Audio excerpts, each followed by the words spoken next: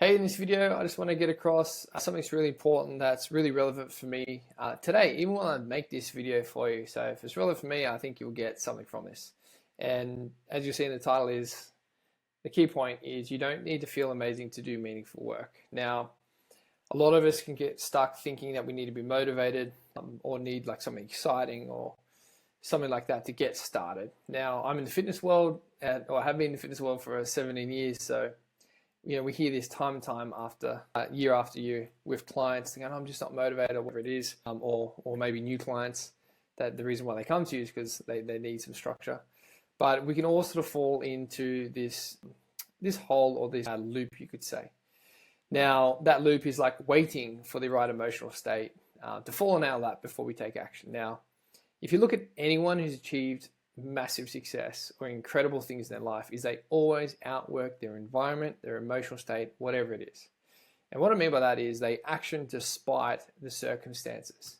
And that's what I really want to get across for you guys today and share on this channel, is to let you all know that it's okay to feel the way you do while doing something new, or maybe something new for that day, because the truth of the matter is you don't actually need to feel amazing to do meaningful work. Right now, I'm not talking about just like forcing yourself or pushing through with caffeine and those kind of methods. Like I've done that in the past where I've like literally worked my butt off, drank way too much coffee, nootropics, all that kind of stuff, trying to like force myself to do things. But yeah, what I'm really, getting across here or trying to get across here is that that can be a method, but it's not a way long term. Now, like again, for example, I used to drink way too much coffee and think about like what's the worst case scenario if I don't get this done and all these kind of things, and they like motivated me for a moment, but that ultimately burnt my nervous system out, and it really robbed me of the joy in my work, is doing it for the love of it.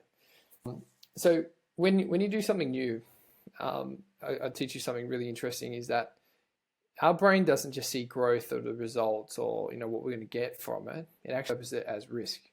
Hence why uncertainty can feel unsafe and so forth. And you probably never had those words translated. It's like, I don't feel safe doing this, but that's what it is: uncomfortable, unsafe, whatever it is in regards to that when you're doing something new. So I just want to do this video just so you guys know that like the uncertainty you feel when do something new is completely normal. Feeling flat whilst you do it is completely normal. Overthinking it or being doubtful, completely normal.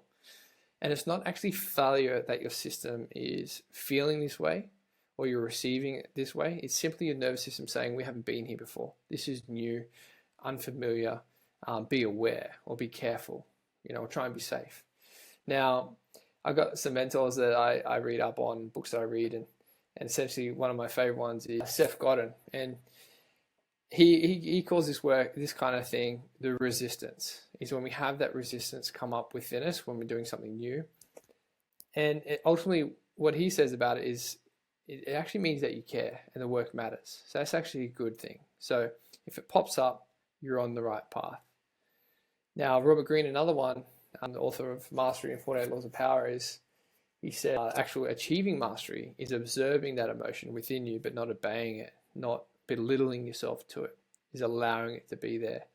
Another cool one that Robert Greene talks about is Machiavelli, and he says that fortune favors those who move despite uncertainty. So that uncertainty feeling, our capacity to feel that, literally will equate to what we achieve and action on in life. Because if we have a low capacity with uncertainty, we won't be able to achieve much because everything will feel fucking uncertain. So we've got no hope. So think of it like a muscle, allowing that to be within you and moving through it and almost building up your capacity to hold that is one of the most phenomenal things you can do in life, especially in business. And being okay with not being okay, if that makes sense, like allowing it to feel there. Another one of my mentors I really look up to is a guy by the name of James Kemp in Bali, and he summarizes this is like the feeling is not the strategy, the action is. So allow the feeling to be there, but still take the action. Like that's the whole point of doing it. You're not doing it just to feel a certain way. You're doing it for the purpose of it, the meaningful work of it. And so if you take anything out of this video, I want it to be a bit of a reframe where when those feelings arise, you don't need to fix yourself. You're not broken.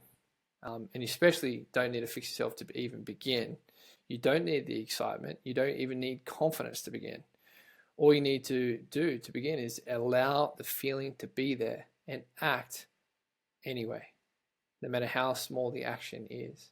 So if anything, like, let that feeling ride beside you in the driver's seat while you're driving, not allow it to be in the driver's seat.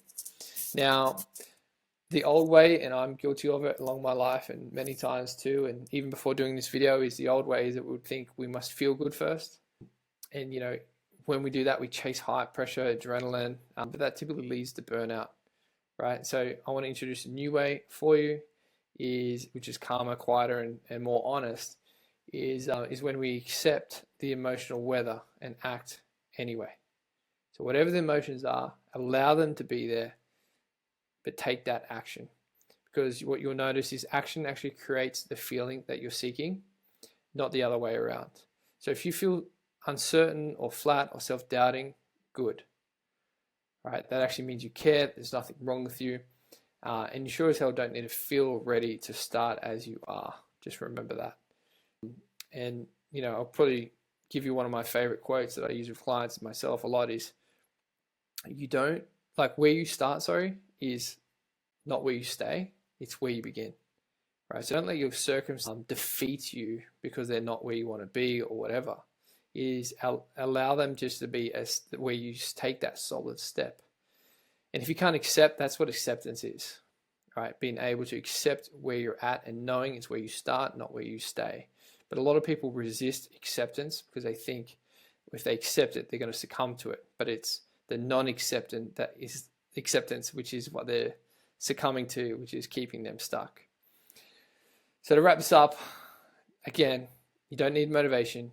You just need the right intention and the very next action to take, and the willingness to allow those emotions to be there. And you'll find out for yourself when you apply this that it's actually way easier to action yourself into feeling rather than to feel your way into action. So if you've been experiencing anything new in your life right now, you've been stepping out of your comfort zone and it hasn't been feeling comfortable, great. You are on the right path in regards to that. Take the action, allow the feelings, don't get constipated with it, and get out there and go get it done. Over and out. Pow.